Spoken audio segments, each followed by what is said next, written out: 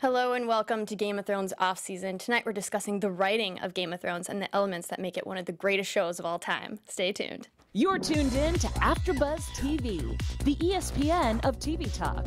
Now, let the buzz begin. Hello and welcome back. We're always so happy to be here. This once-a-month show has really kept me going, really made my life a little bit more exciting, and really made me more excited about Game of Thrones coming back. Seriously. And we've got a special treat for you guys on the panel tonight. But first, I'll introduce Ryan Malaty. Hello, everybody. It's always good to be here. Every month, like she said, I love it. My life is way better than it's ever been ever since we've done this show. It really is like, it's like a drug.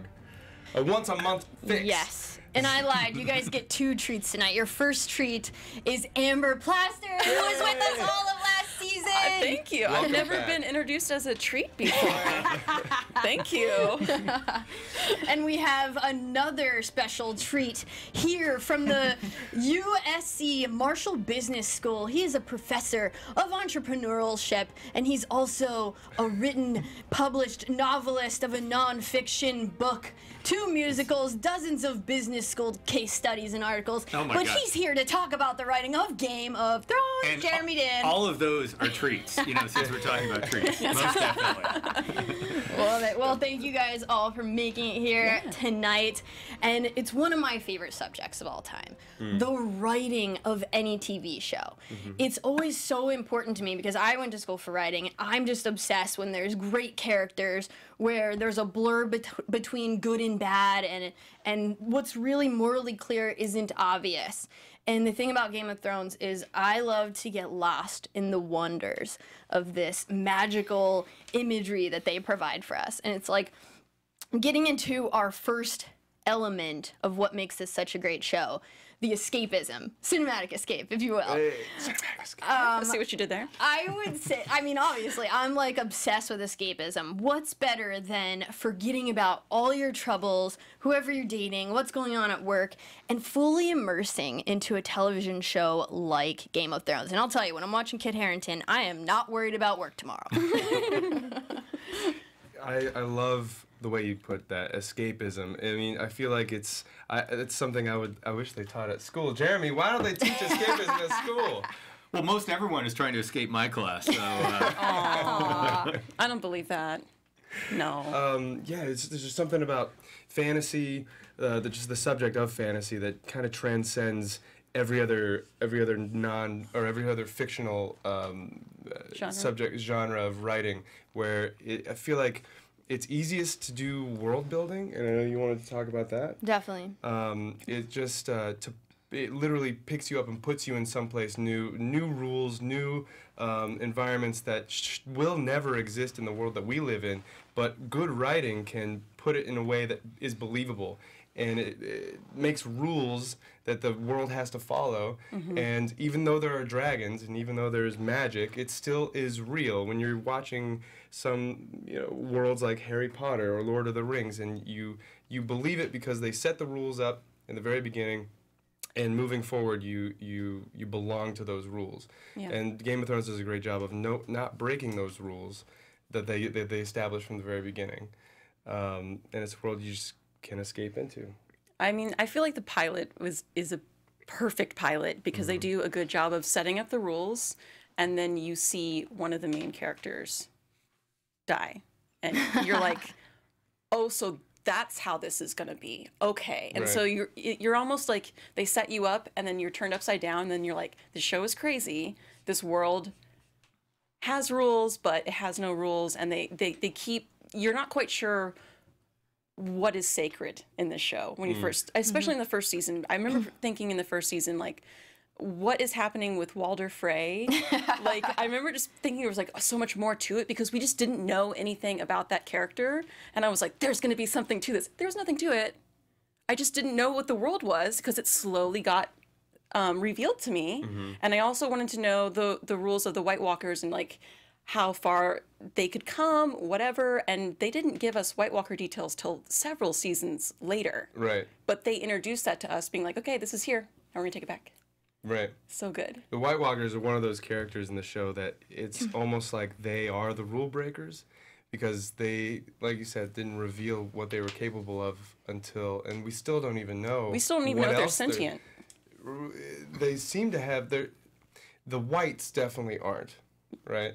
I hope not. They don't think, they don't feel, they just kind of are pre-programmed to do zombie. what the White Walkers' bidding is. But the White Walkers themselves have this element of, and not just the White Walkers, but the Night King is really, I think, where the biggest mystery lies. Yeah. Because the White Walkers, we see that, okay, even the last season when a White Walker was killed and all the whites fell down dead, Right. like, wow, okay, so there's a rule. And, you know, when you see Jon Snow clashing swords with one of the White Walkers, and you're like, okay, so White Walkers are, you know, they get, you know, hurt by dragon glass and Valyrian steel. And we're still discovering rules as we go along, and we're okay with that. Yeah. We're, you know, if there was all of a sudden Jon Snow could fly, we'd be like, no, that's not okay. We set up the rules, but he comes back to life, and that's okay. It's interesting. Jeremy, what's your take on rule breaking and rule bending in writing? You know, Daenerys has the very famous speech about the wheel, which is essentially that the rules, you know, the way things will always turn out, and she talks about breaking that wheel. So who knows? Maybe ultimately the winner of the Game of Thrones, you win or you die, is the one that rewrites the rules. So maybe we're going to see a different take on that this coming season. Yeah, I feel like you guys are skipping ahead a little bit to the world building, because what that is, which is totally fine, we can get ahead to it, but I mean, he has completely rewritten an entire world, all of the rules. He's rewritten, you know, people like a princess who should be innocent throughout this whole thing, Daenerys, and then we see, you know, she's, you know, killing innocent people and reigning in power and actually being very sexual, which we're seeing this blonde princess, which you wouldn't normally see. We're seeing weddings become bloodbaths. It's totally not what you expect. They're introducing something, a storyline that we're very used to, and then breaking it.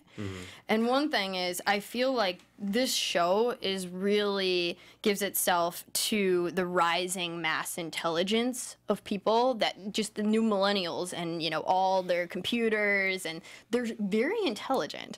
And the show is really catering to like the 18 to 30-year-olds are the people who watch it the most.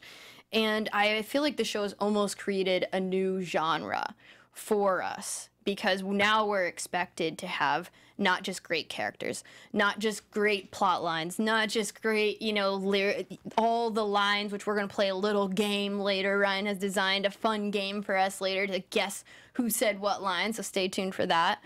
But just the fact that this show has included, which we're going to get more into, but just a far more intelligent thread. Most of the shows on TV, they have an A, B, C storyline. This like, they have A through Z. I don't know. There's like so many storylines. You have to be doing nothing else but watching the show when you're watching the show, or you're not going to know the names. True. You're not going to be able to follow the plot lines. And that's why you have to watch our show. I had a friend who I was trying to get into it for a few years, and I said, you have to start binge watching this show. And I was over at his house, and the first episode he started watching, he was emailing, he was doing his laundry, no. And I stormed out in disgust and said, you're never going to get this. Come back to me in a year when you've devoted That was the appropriate adequate time. response. Yeah, I remember I tried to show a buddy Game of Thrones, and I looked over, and he's like texting. I'm like, no, I pause it. We need your full attention. we need it. Jeremy, I want to ask you something. How important is it? Kristen was saying how there's like A to Z plot lines. How important is it to, like, this show in particular, that it was written as a book first? Well, number one, there was an element I wanted to touch on there that, you know, you talked about that ABC format, literally like ABC, like the networks, you know, when we had only 3 or 4 places to see TV, everything had to be so tested, so tried, so true. The formats, the sitcom format, and the way it was filmed, this is pushed. All of that. I mean, obviously with just even from a business standpoint, they were able to test and get in a much cheaper way and get so many more fans and build it up over the years. That's why you've had more things based on graphic novels and comic books, because you're not just trying to impress, 5 TV executives in a room now. You can build up your whole network of people, so to speak, your whole fan base beforehand. So I do think it's definitely key. They saw that the long story really worked, not just a one-hit wonder of one cool book, but it was able to retain fans over many years. I really feel like the only time a writer gets to really put their work out there is through a book that's adapted to a movie, because that's the only times executives know, hey, we're not going to lose our jobs because we're capitalizing on an existing audience. And that's why I've started writing novels. Stay tuned. No, but I think you're totally right there. And let's talk about the world building a little bit, how you guys were talking about all the rules. They really introduced new religions, the God of Light, you know, all the different religions that they've introduced, all the different characters who kind of represent a different time in history. I mean, just the world building in general, they are reflective of things in our history, but he really wrote all his own rules.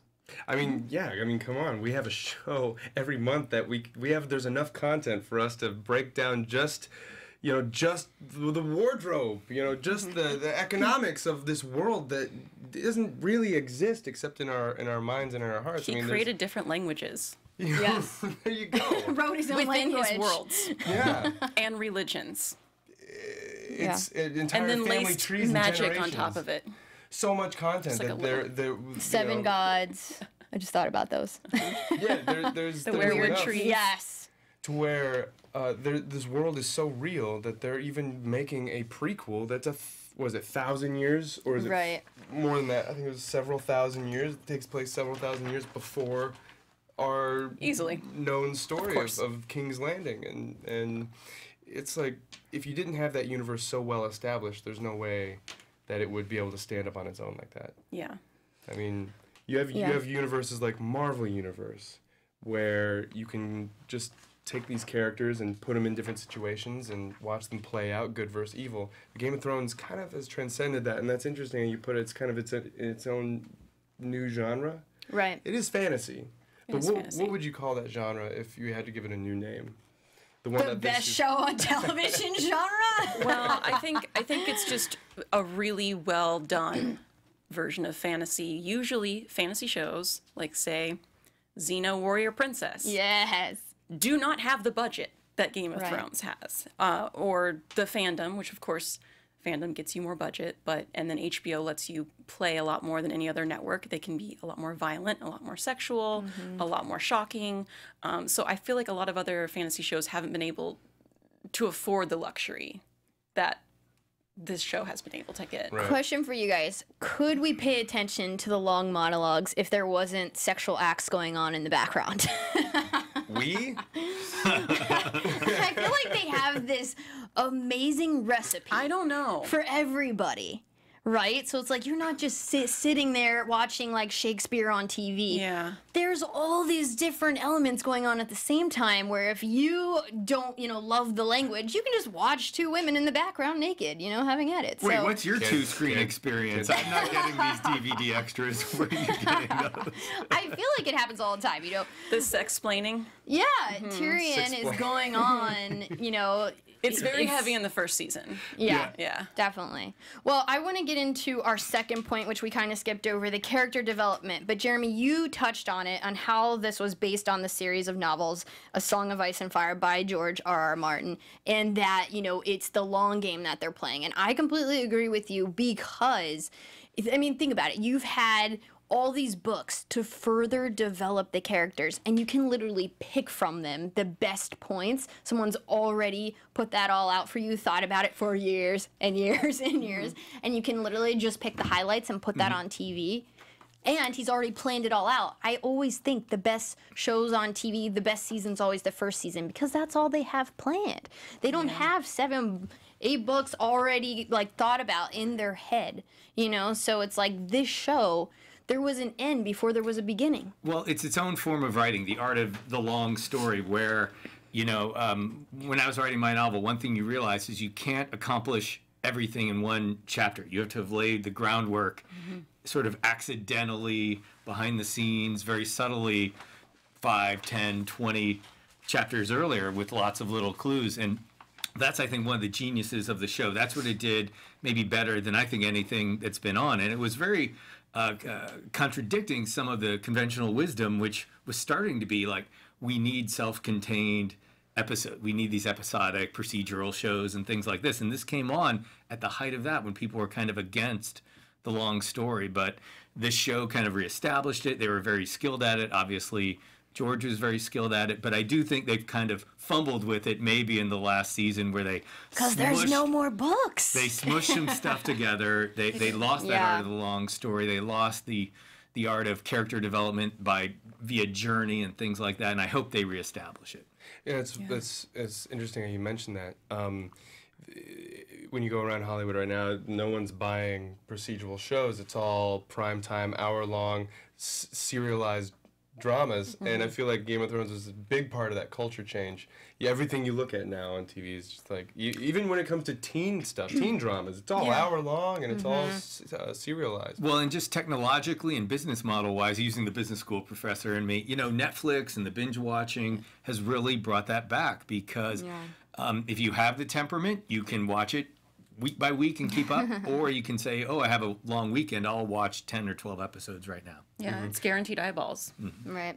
So also I want to get into the character development, which is a huge part of the writing. They ask us to learn about the history of these characters, their motivations, and then we have to get intimately acquainted with them, and we think that they're going to be predictable, and then they use classic manipulation to change the story around on us. One of your favorite characters, Littlefinger. I mean, classic manipulation. That guy was never predictable. So just having these complex characters to the point where it would be a great discussion for us to debate who's good and bad. I mean, that's Ryan's favorite character, and I think he's an awful, evil man. So it's like this show literally makes the concept of good and bad moot. And I say every movie out there is only as good as the arch enemy. If it doesn't have someone like the Joker, which I think is, the Knight. What's the newest the Dark Knight? That was one of the best movies of all time because the Joker was so well established and you really liked him. If you don't like whoever the enemy is, the antagonist of a story, how can you possibly, really relate? Invest? Yeah. Exactly. It's like most movies that I don't think are that great is because I don't understand the motivations of the enemy. It's like some guy that we never see his face and he just wants to blow up everything, and we never get his motivations or his history or why. That's why for me, James Bond went a little wrong for a while because everyone was just the megamaniacal, did I pronounce that right? But wanted to, drill a hole through the earth and, destroy everything. And then they recaptured, I think, some of the more subtle elements of the villains. I think a big part of their turn was after Austin Powers came out and it just totally satired their entire genre, and they said, okay, well, let's do it a little bit differently because you're right, it really is a joke if they're only after the $1 billion. Where if you look at a character like Joffrey, I mean, he's arguably evil, but you got to look at the environment in which he was raised. You start to empathize with him and his family and their point of view, the world that they live in, and good and bad gets blurred, and that's the most rewarding part. As a viewer, you're given the opportunity to see different vantage points. And there's not a lot of good and bad out there that does that. I had a lot of empathy for Cersei, especially, I mean, well, in the show, but especially also reading it and realizing that she had to dull her shine so much to stay alive and to stay in power and to be like, yes, honey, you're right. Like so much. And then when she finally gets into power, she's just worn thin. Like she's so brittle. And then she loses her last child. And you're like, oh my goodness. What is going to happen now? Because she's just, any form of humanity in that character just slowly gets taken from her. And I know she's a villain, but she's a villain I can empathize with. You're just, she's so watchable. I love her. Pretty much everyone, like the Hound. At first he's a dick, but then you sit and you learn more about him. Him and Arya, I think, were my favorite duo throughout the series, and you start to really love the character. And you hear his story, and you start to empathize, and then it becomes more than just good and bad, and that's important. I mean, that's the Hound is someone that struck down a butcher's boy in one of the first episodes that I think essentially threatened to rape Sansa. Thank you for saying that. No one ever brings it up, and they're like, I love the Hound. And I'm like, do you remember that he crawled into a 14-year-old's bed and said, I could rape you right now if I wanted to, and then crawled back out? In the book. In the book, though. Right. But, like, still. Let me ask you this. He's not a good person. Jeremy, you're saying how important it was to have that long game written out when you wrote your book, and you've read the books, and we're looking at kind of the show's dynamic has changed a little bit ever since they surpassed the last book that was written. How did George R.R. Martin, or do you think that he knew where this was going when he first started writing A Song of Ice and Fire, or do you think it was not so much? I mean, he played out. I just read an interview with him today where he said, yeah, I'm excited about seeing the ending I conceived whatever it was 25, 30 years ago. So I do think that he had the main elements. He knew the end before he you have to. knew the beginning. How do you plant all the Easter eggs? How do you plant all the correct seeds if you don't know the end? Yeah. I think I'm going to start there with my next book. And with that said, I want to talk about politics, which is also part of the writing. We have, characters who we have to constantly consider, are they best for the throne? Even Daenerys, who I'm rooting for, she's killed, Sam Tarly's family. She's done a lot of things that weren't great that want to make us consider, is she best for the throne? And also, the Lannisters, this whole show is very reflective and sort of tells a story and asking us to consider, what's going on in our world. Everyone denying the climate change. Our current president representing a lot of themes, like the Lannisters, just power drivers, and the wall, keeping our borders tight, all these things that are reflective of our society. I think that's a really good point about, so let's just think about the billboard of Game of Thrones for pretty much every season. Okay, so you have people on thrones, right? People running for office, okay? And then below it, it says, winter is coming, aka global warming. It says it every time. Winter is coming, and everyone's like, yeah, but who's going to be king? Right.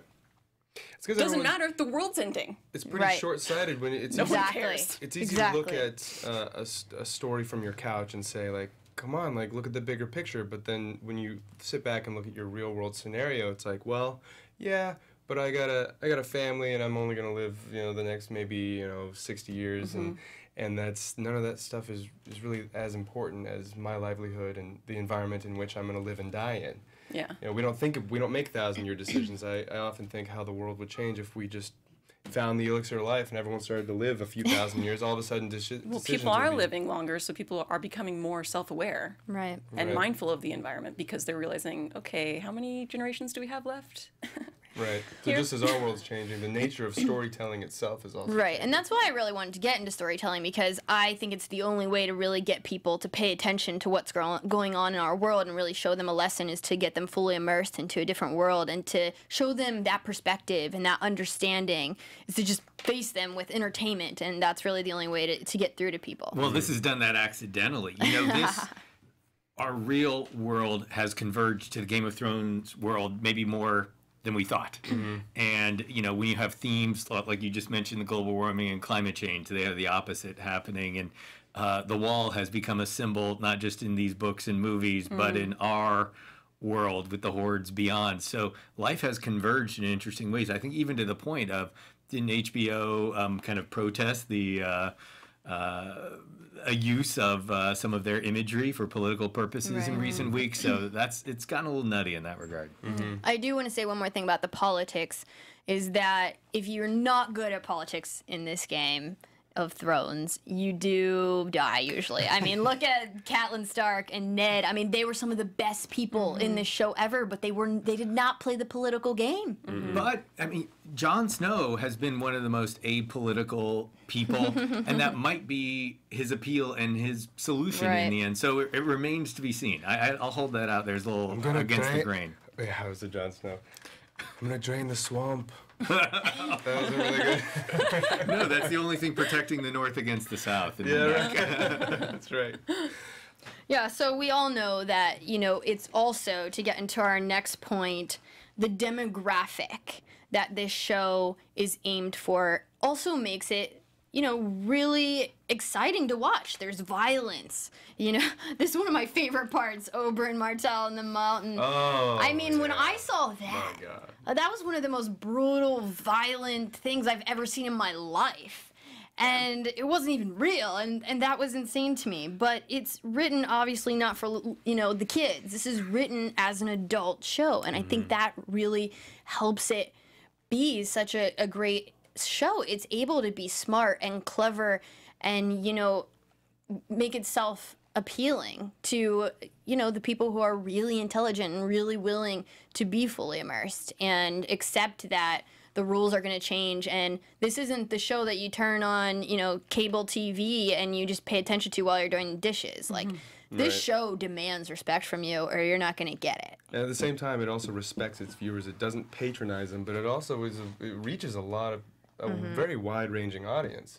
Anyone, you know, who's old enough can watch and understand it, and maybe not necessarily see any parallels or make any, you know, judgments about the themes of the show, but they're entertained by it. And I feel like people have, like you said, grown up in a world that's hyper media, hyper content. Right. You know, we have such a short attention span nowadays, and somehow Game of Thrones still allows us to sit down, turn off the lights, and be still for an hour.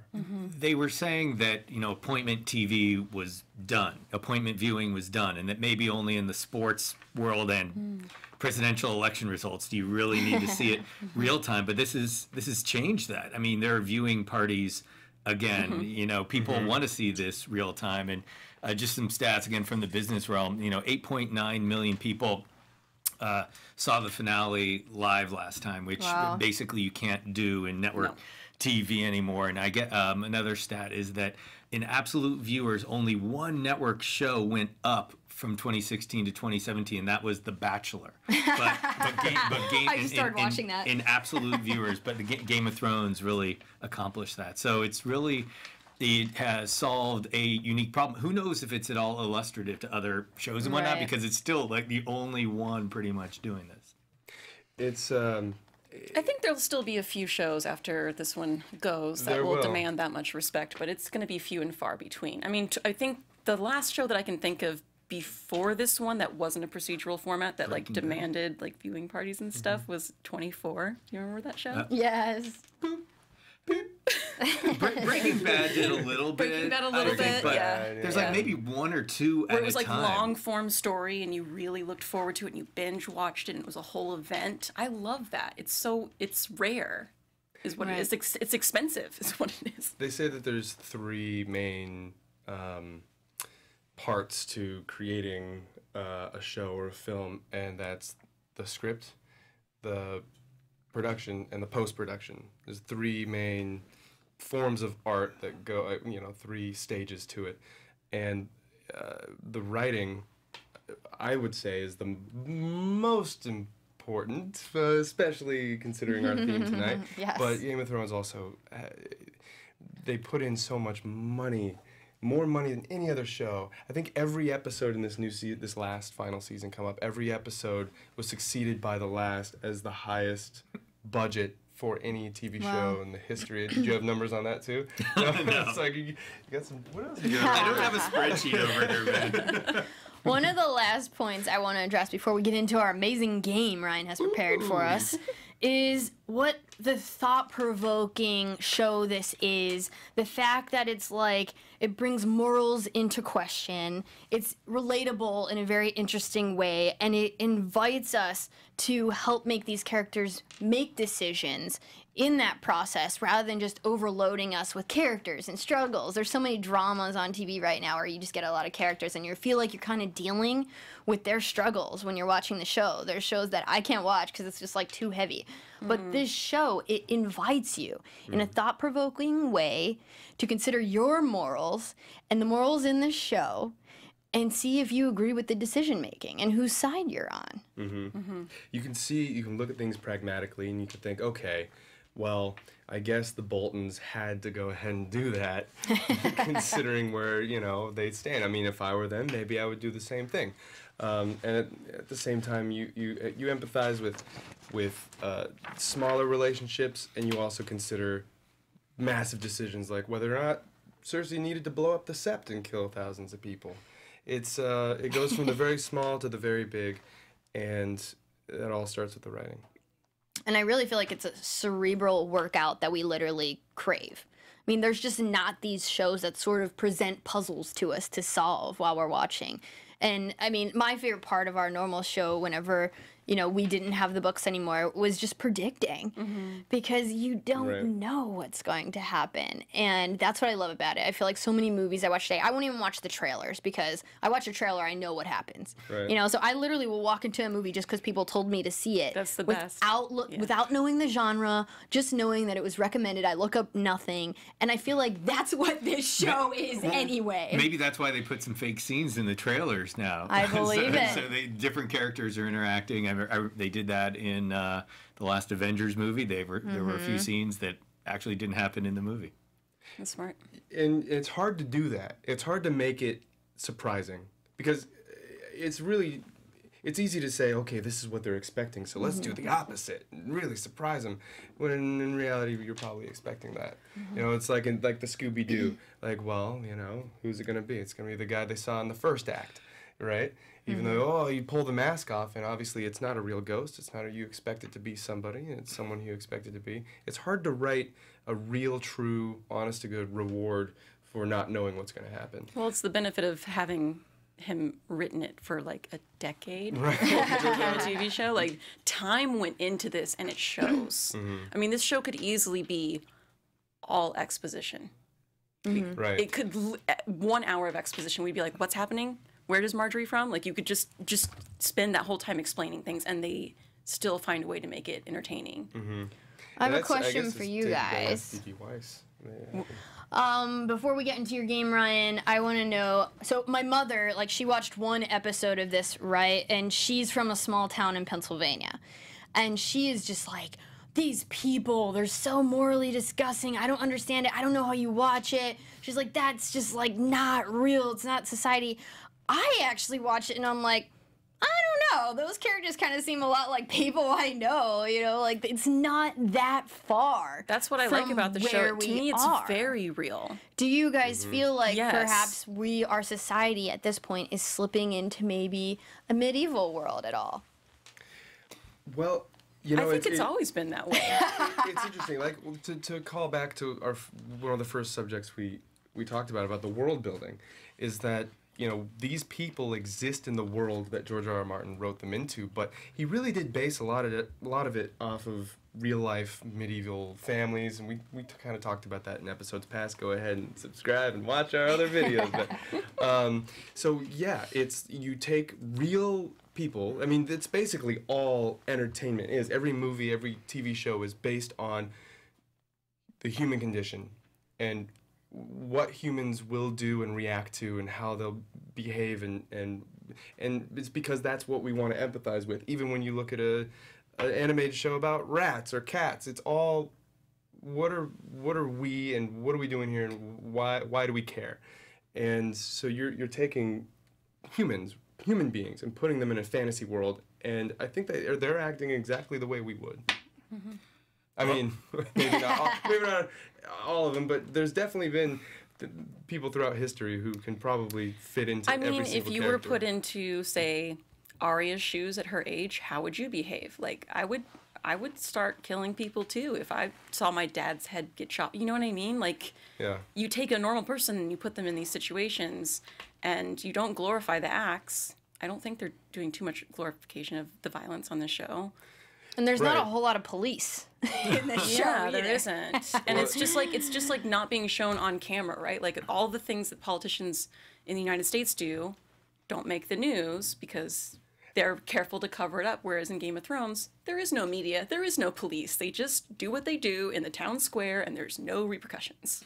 Well, our viewers and our media companies are obviously getting a lot more comfortable with anti-heroes. From, you know, Tony Soprano might have been the real major one, but even anti-heroes in our comedies, you know, Ed O'Neill on Married with Children, a protagonist that, I mean, wasn't much great It's about so him. awful, yeah. Homer Simpson.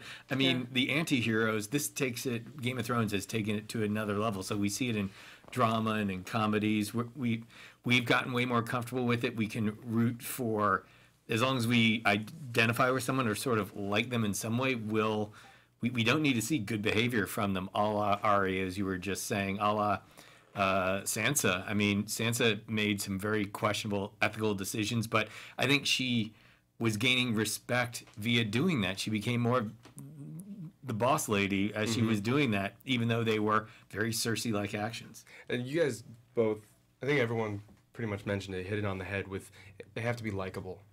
Even if they're a bad guy, even if they do terrible things. Even Ramsay Bolton was the worst, right? But we liked him because why? And sometimes I can't put my finger on it, because if I straight up look in the camera, I loved Ramsay Bolton as a character. People would be like, "What is wrong with you?" But the fact is, he provided value to the story. Yeah. Right. And we got to see his motivations as well. I mean, these are characters who are flawed and real people, and they do bad things, and we're still going to root for them because we really get an inside look at their families, their histories, their motivations for what they do. And I think that's what a lot of shows don't do out there. It's not really giving us reason to understand these characters and be able to even get on that level with them where we can understand why they're making the choices they did. Usually it's just like, here's the bad guy, this is his decision. And here's the hero who's stopping him and their story. But you never get the bad guy's love interest. You never see what he's doing in the bedroom. In this show, you do. Right. There's a really popular screenwriting book. Most writers are familiar with it. But if you're interested in screenwriting and you want to take a look, it's called Save the Cat. And it basically drops that token of knowledge in the very beginning. Is you have to make any character likable. They have to save the cat in the beginning, and that if you pay attention, you look closely, anytime they introduce a new character in this show or any good show, the first thing you'll find, you pay attention, is like there's that one thing that they do that makes you like them. And then after that, they can pretty much get away with anything. That reminds me of the pilot of, what is that political show on Netflix that made House of Cards. Thank you. House of Cards. First thing he does is the first thing he does is kill the dog. Yeah. So they're establishing a villain by doing that. I was like, I never even thought about it. It's like the antithesis is save the cat. He kills the dog. That's right when you were saying that, I was like, yeah, that's crazy. Yeah. And you're Ryan, like, let's wow, play your game. I can't wait any longer. You guys wanna play a game? I'm so excited. Oh boy. I'm ready. All right, guys. Today we're playing a little game called Who Said That? I'm nervous. Woo! Yeah. Okay, I'm not going to look at your screen because I'm guessing you have the answers. I got them right I'm here. not looking. All right, guys, so in this game, Who Said That? I'm going to be saying a quote that a character said on the show. Because the writing is so good. Because the writing is great. And you get a point if you can name who said that, and you get another bonus point if you can say who they said that to. Oh, no. Oh, okay. And if you guys are playing at home, we'll give you a little bit of time before we give our answers. And if you have any favorite quotes from the Game of Thrones show, please go ahead and leave them in the comments down below. We always love to read your comments. Ooh, that's we a love you good guys. one. We I did want a to whole read show everyone's on favorite this. quotes. We did. Yeah. Favorite quotes, comment down below. All right, guys. So for the first one, I think this is a pretty easy one, just to get it warmed up. Woo! Are we raising our hands, or how are we doing this? Is it just the first one to blurt it out? Hit your microphone really hard. I guess just make a buzz sound or something. All Okay, right? buzz. Buzz. AfterBuzz. Yeah. All right, guys. Great. First quote. The things I do for love. Who said that? Oh, Buzz. Jeremy. That was Jamie to his beloved Cersei after the big push. After the big push on episode 1 that pulled us in. Ding, ding, ding. There it is. Nice job, J-Dan. 2 points for J-Dan. J-Dan, I love it. All right, guys. Next up. Power resides where men believe it resides. It's a trick, a shadow on the wall. I know. I'm trying. Tell us, Professor. That was Lord Varys. Yes, Yes. it was. And who did you say that to? Tyrion? He did! Oh. He did. If you He didn't mostly get it, speaks to Tyrion. Yeah, it's true. It's true. Even when he's just in a box. Yeah. If you didn't get that right away, which touche, you did. I was gonna drop the next sentence that he said was, "And very small men can cast a very big shadow." Oh. So. But the professor didn't need it. Full Professor points for in the lead. Professor. Million points. I think I'm spent. I think I'll just go. Yeah, you can leave now. All right, guys. Next quote. What we don't know is what usually gets us killed.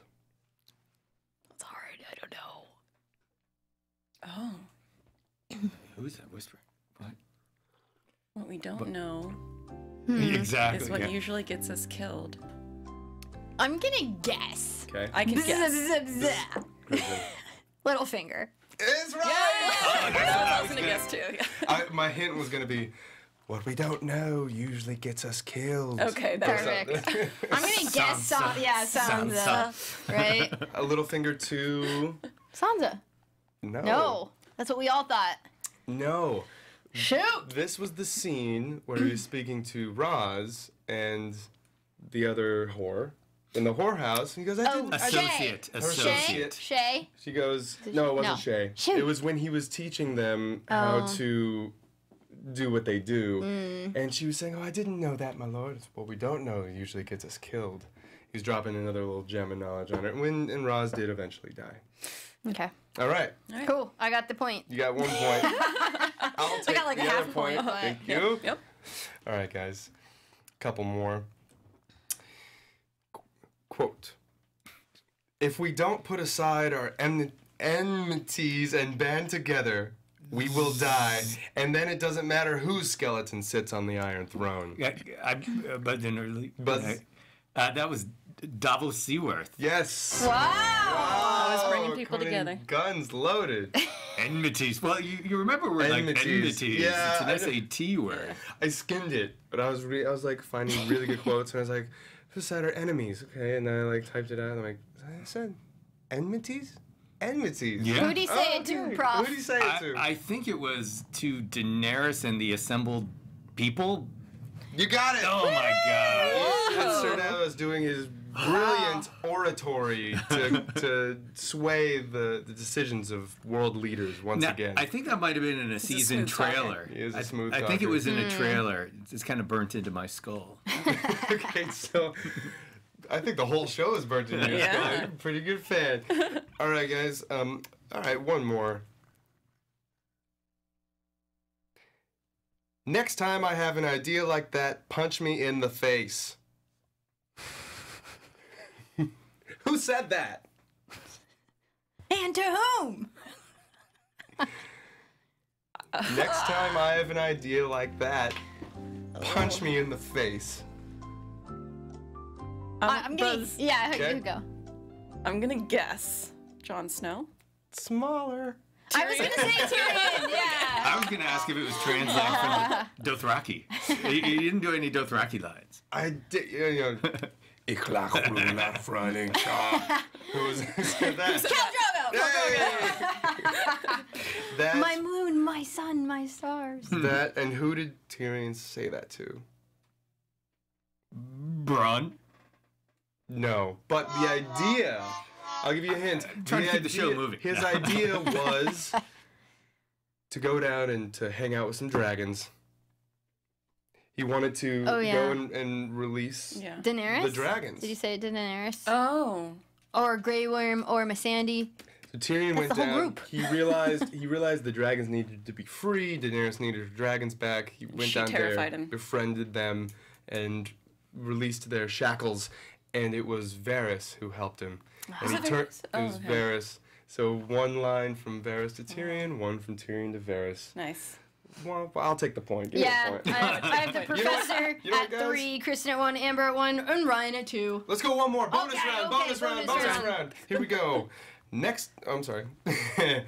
I'm going to read the second half of the quote. Oh. Okay, if you need the first half, I'll give it to you. The second half is, big men fall just as quick as little ones. I feel like someone said it to Tyrion. Well, the beginning of the quote goes, "My father told me big men fall just as quick as little ones."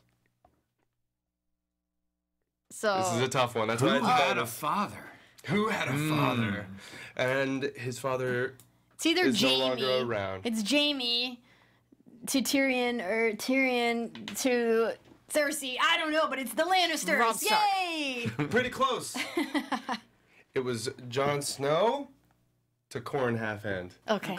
I completely lost. When he's Because Ned always had lessons to his children, so I was like, okay, it has to be one of the Stark children who. But I didn't think of Jon as like my father, because he doesn't really ever speak of him. Doesn't really know, and he doesn't really speak like that to people. It was kind of, and that's why he took the words out of his father's mouth. He needed to show balls Leadership. in that scene. Well, he really I think did. because you knew the answers, the winner is Jeremy Dann. Jeremy, you win. Do I get a free mug? What do I Who get? said that? Jay Dan did. Did someone? Who said that? Well, maybe guys, that one. I think we might be out of time. No. Really? I think so, yeah. But you can follow me, Kristen Elizabeth Snyder, at Cinematic Escape. Please always go, to AfterBuzz TV and our YouTube page and like and subscribe. We've got all kinds of different shows here, all kinds of different genres. And if you continue to suggest content to us, we'll provide that to you. And where can we find you, Ryan Melly? You can find me everywhere at Ryan Malaty. And guys, thank you so much again. It's always a pleasure. Happy holidays. It's around that time of year. I think we're going to try to get in one more show in December, the week of December 17th or something. We're going to before the try. holidays. We're going to try. So stay tuned. Follow us. Follow us all. If you like the show, give us a thumbs up because we love doing it for you. And to see your support just means everything for us. Amber? You guys can follow me at Amber Plaster on Instagram and Twitter. And thanks for having me back on the show. Thanks for Thanks welcome for back. being here. You guys are fantastic. We want you back. Yes, as often this as was you an can be back. amazing show. I want to to talk about Christmas in Westeros now. Please. Christmas in Westeros. I feel like Christmas in July, but more blood. They have some holidays, name day. And It would some definitely others, be a but- bloody Christmas It would for be, sure. for sure. Yeah, I'm dreaming of a red Christmas. Jay Dan, where can we find you or your book, or how do we get in touch with you at all? I'll be hanging out in a booth at a Dairy Queen, so just find me there. Okay. But seriously, the name of your book, it's on Amazon. You're a published author. What's the name of it so we can go grab it? Anecdotal, Aw. written under the pen name J. Brooks Dan. Very mysterious, fantastic. this professor. I know. Secrets out. A faceless man. Yes. That's right. All right, guys, same time, same place, maybe. December 17th, I'm thinking we're looking at 6 p.m. If you guys have an idea for what you want us to talk about, leave it in the comments, and we will. Shout out to Janine from Colorado for always being a big fan, for a fan shout out. Thank you. All right, God bless. guys. Vala Del Harris, Vala Magulis. Have a great night. Bye-bye. Our founder, Keven Undergaro, Phil Svitek, and me, Maria Menounos, would like to thank you for tuning in to AfterBuzz TV. Remember, we're not just the first, we're the biggest in the world, and we're the only destination for all your favorite TV shows. Whatever you crave, we've got it. So go to AfterBuzzTV.com and check out our lineup. Buzz you later. The views expressed herein are those of the hosts only and do not necessarily reflect the views of AfterBuzz TV or its owners or principals.